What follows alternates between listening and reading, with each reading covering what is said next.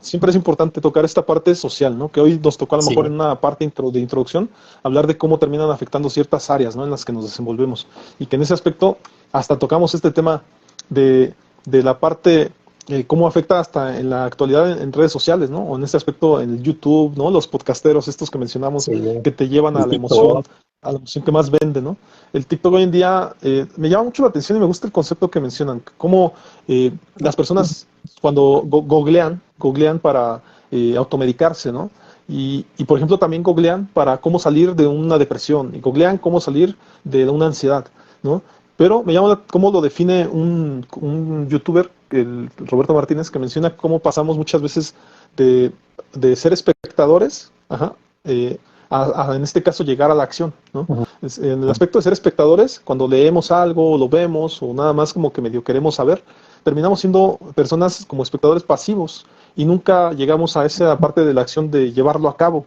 Cuando vamos a una terapia, cuando leemos un libro, esto puede ocurrir de manera diferente, ¿no? Pero en el aspecto del TikTok, del YouTube, todos estos videos que vemos que nada más queremos como pasárnosla bien, no nos dan mucho resultado en realidad, por lo cual efectivamente no vamos a cambiar nunca una conferencia que vemos en YouTube a una ida al psicólogo. Definitivamente no se no, no, puede no, hacer una por otra.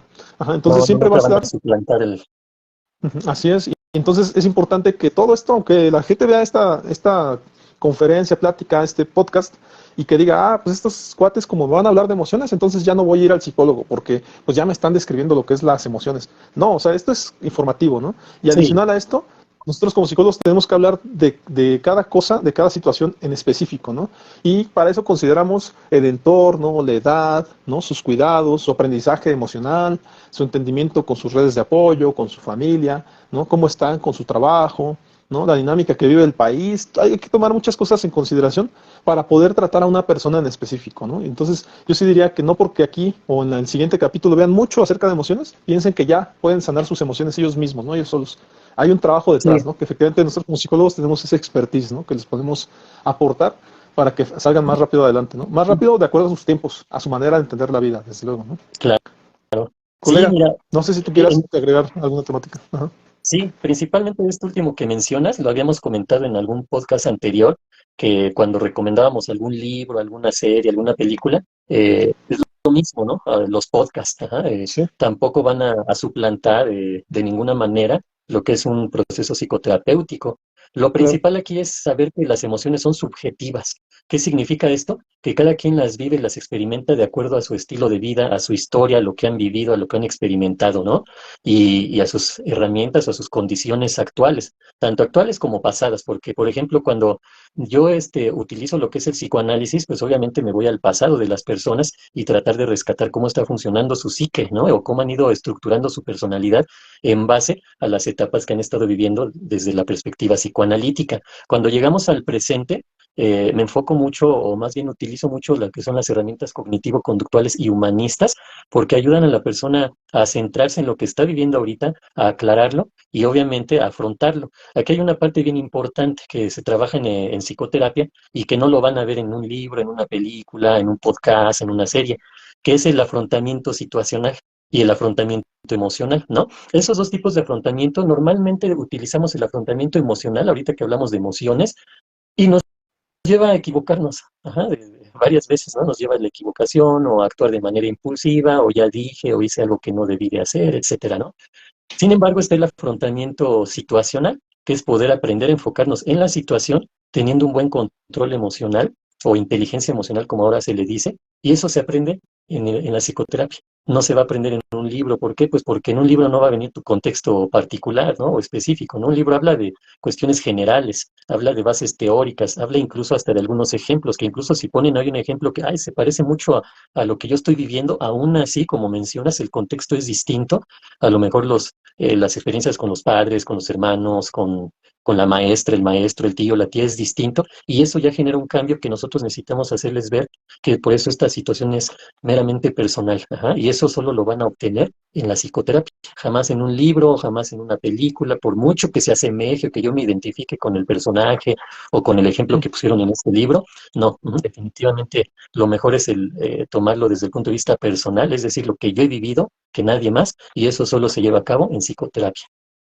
Claro, y nada más igual para agregar, ¿no?, a esto que tú mencionas, me parece, yo siempre he definido que la terapia es como madurar, ¿no? Con la diferencia que se madura durante el proceso terapéutico y muchas veces Ujú. se madura más rápido.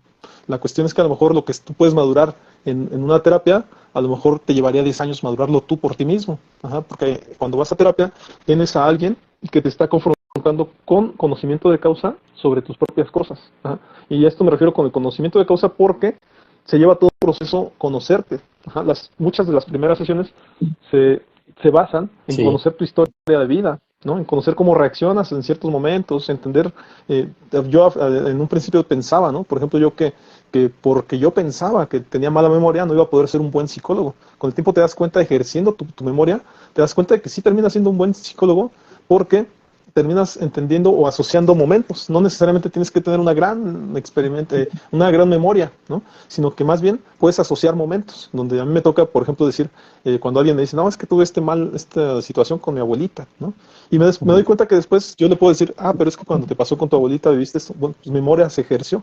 Y en el caso del cliente, terminas comprendiéndolo por varios aspectos que te cuentan, detallitos, y es ahí donde el psicólogo efectivamente ejerce su memoria para recordar esos momentos en los que le ha tocado actuar de ciertas maneras y demás.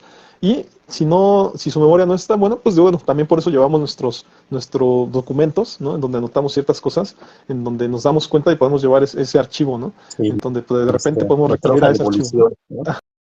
Así es, para ver cómo la persona amaduró ciertas maneras de confrontar, como tú lo dijiste, ¿no? De enfrentar la vida, ¿no?